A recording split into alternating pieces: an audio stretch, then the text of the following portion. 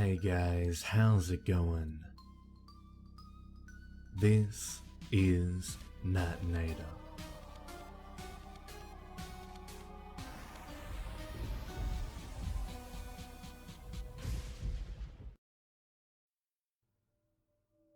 The following is a true story, including the account of, first, my friend will refer to as Kaskie, and my own.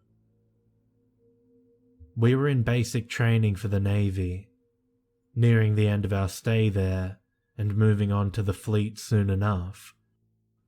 As you can imagine, people get really close in basic, so close that one night my friend Kaskie decided to share his encounter with something he never gave a name to.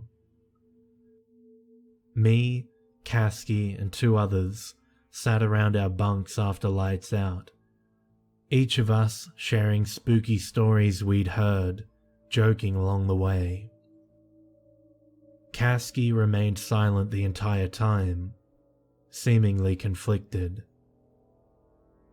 He eventually worked up to telling us of his home in Indiana, and a few minor scares he swore were true. We quickly moved back to our stories when he stopped speaking, but he still seemed distant. We badgered him for a while until he finally caved and spoke of it. He said he never gave the entity a name, believing that by attaching a name to it, it would give it power over him, and it would return if he would speak a name for it. As crazy as it sounded to me at the time, it seems he had some grounds on what he said, but we'll get to that later. Kaskie was only 8 at the time of the incident, living in a very old, 2-story house. He'd had a few minor paranormal encounters in the house already, but none had ever left a lasting impression on him. Not like it did. Even as he spoke of it, he grew pale, his eyes darting from side to side, wary lest it come back to finish what it had started over 15 years ago. As I said, he was 8 at the time, and he recalled that it was 2:37 in the morning, a time he will never forget. He woke up, feeling the need to utilize the bathroom just down the hall. He rose from his bed, tiptoeing on the wooden floors en route to the bathroom, when he heard something from the stairs, which lied just past the bathroom.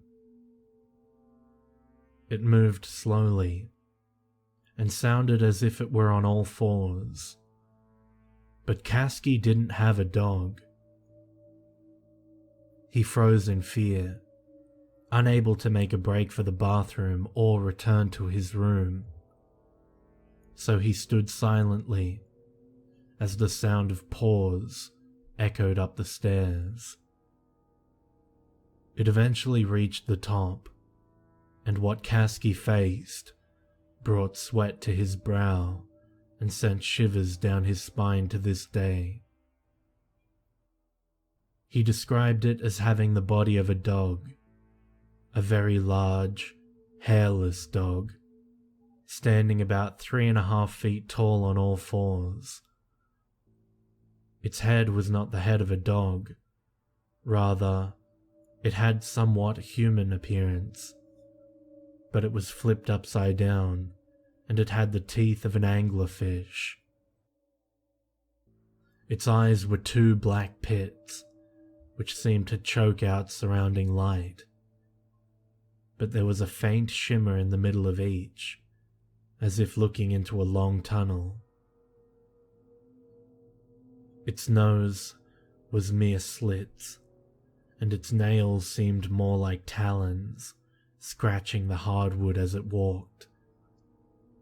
He and it stared at each other for only a moment, before Kaskie turned and ran into his room, slamming the door shut and hiding under the blanket. But it didn't give up so easily. The sound of the door creaking open was the only sign Kaskie received that the beast had followed him. He slowly peeked out from under his covers, only to find it sitting at the edge of his bed, peering at him with its pitch-black eyes. Suddenly, it jumped up, grabbing the boy by his foot and dragging him into the middle of the room, slinging him about before Kaskie blacked out. He awoke the next morning, deep bite marks marking his legs, covered in scratches and bruises. He told his mother, but she thought he'd been attacked by some dog the previous day, or another child had beaten him up. Regardless, he never spoke of it again, except to us, of course. We sat in silence for a moment, before deciding we were all tired and went to sleep. And that should have been the end of it, but it wasn't. I decided to send my friend Kaskie a message over a social networking site, mentioning it not by its nameless identity, but a name I had conjured for it.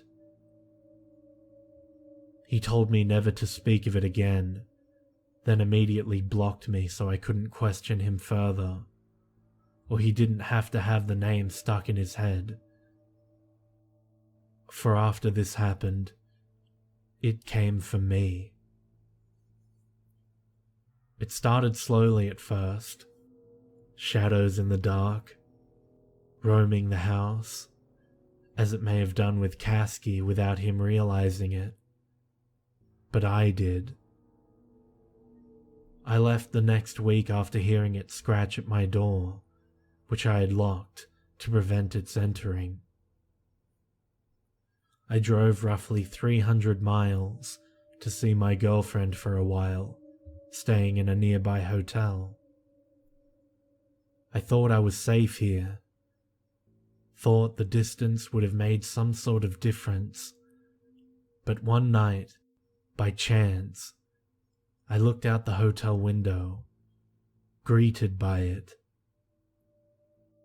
Now, it wasn't right in the window, but I was up 3 stories and had a clear view of my car, and the 3.5-foot tall dog Shadow circling it, scratching at the car door. I watched it for a while, frozen with fear, then moved away from the window, lest it saw me and knew my location. I would have written it off as a normal dog, except it kept coming back, circling my car night after night.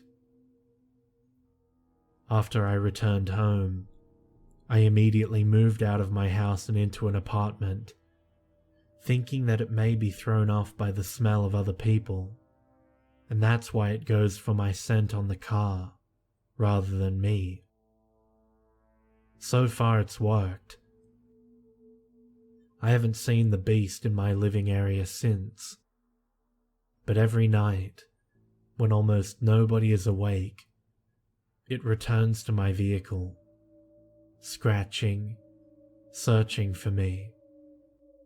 And I fear one day it will follow my scent up to the 4th floor, into my apartment, and visit the man who gave it power over himself, with something as simple as a name.